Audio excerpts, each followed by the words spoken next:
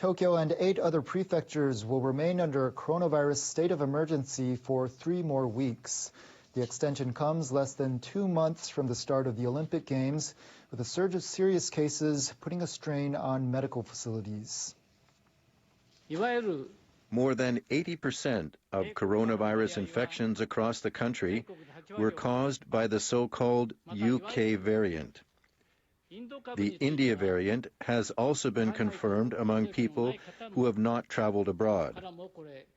Japan needs more time under these measures in order to see them lead to a decline in the number of infections.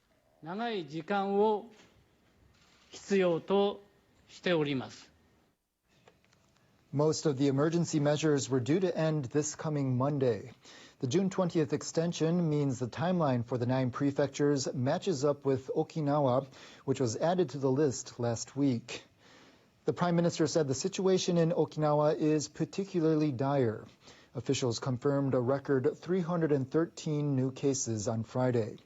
The southern prefectures confirming new cases at a much higher per capita rate than in the capital.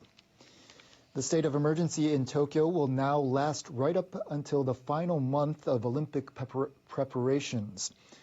Journalists asked Suga to provide some criteria for positive cases under which Japan should cancel the Games, as recent opinion polls indicate that most residents don't want the events to go ahead this July.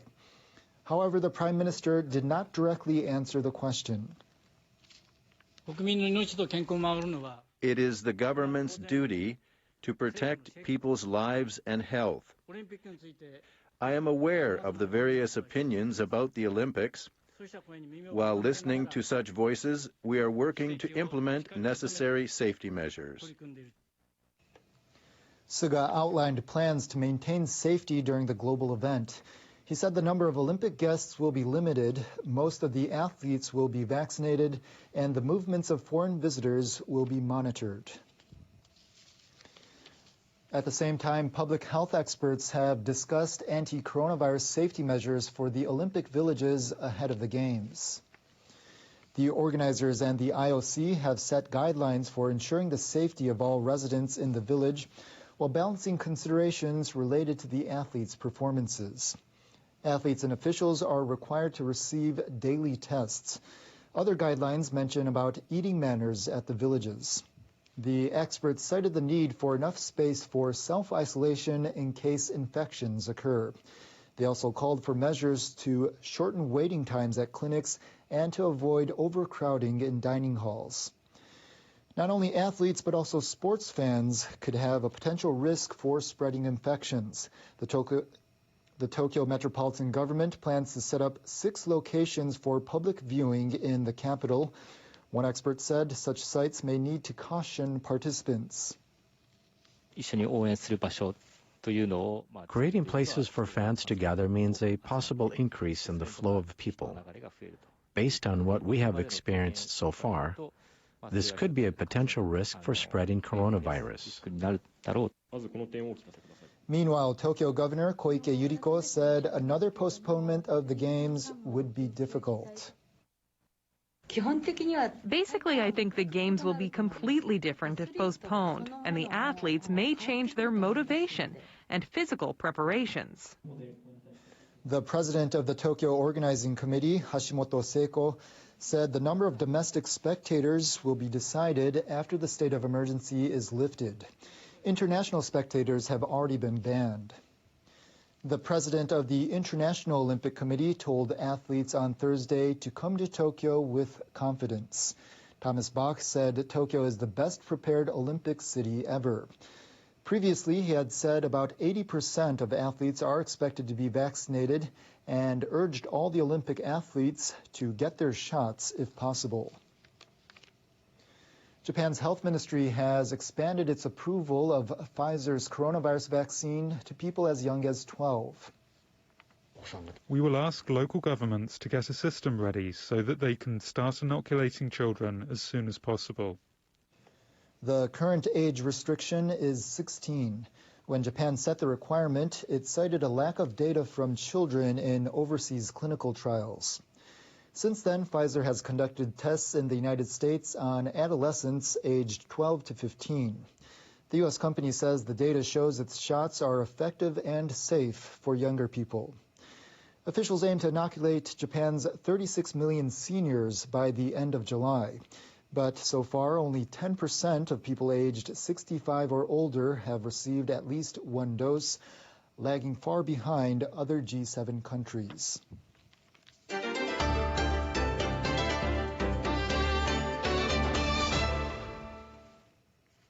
Myanmar's national soccer team has suffered a bruising defeat to Japan in a qualifier for the 2022 World Cup.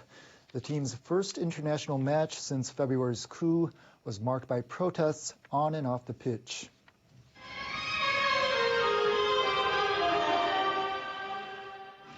At least 10 players from the Myanmar squad refused to take the field. During the national anthem, the team's substitute goalkeeper showed the three-finger salute associated with the protests.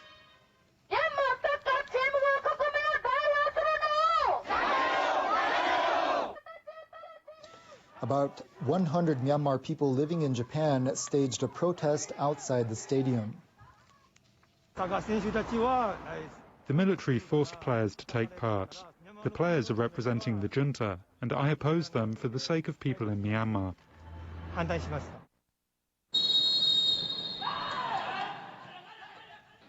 The match was dominated by Japan, which has appeared in the World Cup finals 6 times. While the team scored 10 goals, Myanmar failed to find an opening.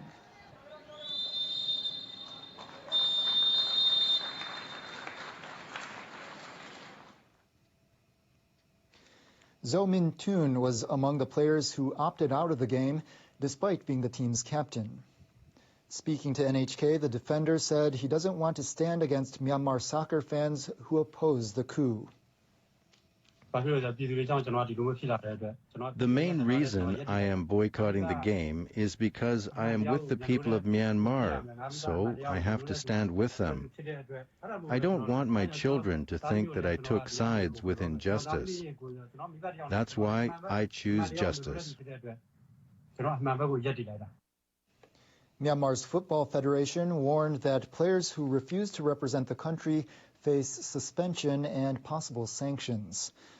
A local human rights group says 831 civilians have been killed nationwide in the military crackdown since the coup.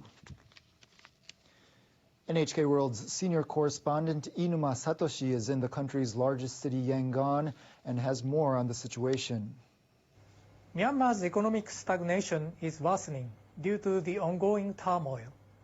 Many shops remain shuttered in the center of Yangon. Most banks are closed. Citizens are suffering from a severe cash shortage due to a limit on daily ATM withdrawals. So markets have opened across Myanmar where people can exchange goods, such as leftover ingredients from home for essential food. But concerns are growing as an increasing number of people are struggling to make ends meet after losing their jobs and income. The economic decline is particularly severe for day laborers and the poor who earn a small income selling goods on the streets. Citizens groups across the country are providing food, such as rice and eggs, to those in need. Myanmar people living abroad are also helping financially to buy food. But such activities are the target of the military's crackdown. In fact, food relief supporters have been taken into custody in Yangon. Turning to the situation on the turmoil, armed clashes between the military and civilians continue unabated. Last month, the leaders of the Association of Southeast Asian Nations held a summit-level meeting. In the presence of Myanmar's military chief, they agreed that the violence should end. But the death toll since then have surpassed 70. More and more citizens are arming themselves as they are unable to endure oppression. Meanwhile, recently a series of explosions has rocked Yangon. some believe the military is responsible, while others suspect citizens. In other parts of Myanmar, civilians have taken up arms against the military. A considerable number of soldiers are believed to have died. Local media say the military is trying to regain control through any means, such as forcing civilians to act as human shields and using heavy weapons. There are concerns the situation could turn into a quagmire. Inu Masatoshi, NHK World, Yangon. It's time now for a check on world weather with our meteorologist Sayaka Mori. People in Tokyo had sunny and warm weather on Friday. Sayaka has the forecast for the weekend. Hello there. It's going to be a sunny and hot weekend for Tokyo with a daytime high could be 29 on Saturday in Tokyo. It'll be more like July. And despite the rainy season, Osaka and Fukuoka will also see a sunny weekend, but Sapporo will remain on the wet side into Sunday. There were 2 reports of tornadoes in Illinois on Thursday, along with huge hail in Texas. Even record heavy rainfall hit parts of Missouri. The rainmaker and also severe weather maker will move down towards the south and east. Areas from Texas into the mid-Atlantic coast will see widespread thunderstorms. Watch out for large hail as well as damaging winds. Meanwhile, dry weather will continue for the southwestern United States, which is not good news, especially for California and Arizona, where wildfires are occurring. This is your Memorial Day weekend forecast. It's going to be wet in Anchorage. New York will see cooler temperatures, especially on your Saturday. Los Angeles will see mild weather into next week. Honolulu will see unusually warm temperatures into Monday at least. It's nearly 2 to 3 degrees higher than normal for this time of year. Severe weather could hit the Iberian Peninsula as well as western Russia and the Black Sea region. Weather has been on the chilly side across Western Europe over the past several days, but it's going to be in the 20s in Paris as well as London on your Saturday. Before we go, I want to show you this cute video coming out of France. As spring brings warmer weather and a season of new life in Europe, a zoo in western France is celebrating the birth of a new giraffe, the second one this year. The calf was born on May 8th, but it's now out and about in its outdoor enclosure. Caretakers at the zoo say that the birth of 2 giraffes is exceptional, given that a giraffe would give birth to 1 calf each year. That's it for me. Have a nice weekend. In Hong Kong, jailed media businessman Jimmy Lai receives another 14-month sentence. Lai is already serving a separate 14-month sentence related to his part in 2019 pro-democracy demonstrations. Germany promises Namibia aid of $1 billion after recognizing its claims of genocide during colonial rule. The United Nations Refugee Agency says it is concerned about reports of soldiers taking hundreds of people from displacement camps in Ethiopia's Tigray area. And Japan again extends a COVID-19 state of emergency in Tokyo less than 2 months before the Summer Olympics. Germany has formally recognized that its colonial troops committed genocide in what's now Namibia at the start of the 20th century. Germany's agreed to pay $1.3 billion towards development projects in affected communities. President Alexander Lukashenko of Belarus has accused his country's opponents of trying to destabilize his nation. He made the comments during talks with President Putin in the Black Sea resort of Sochi. A man who injured 3 French police officers with a knife has died. The attack took place in the city of Nantes in the west of the country. A motive has not yet been established. The $6 trillion plan proposed by President Joe Biden to fund his ambitious makeover of the economy in 2022 has been announced. In talking about the proposed spending, Mr. Biden said post-pandemic United States couldn't afford to return to the way that things were before.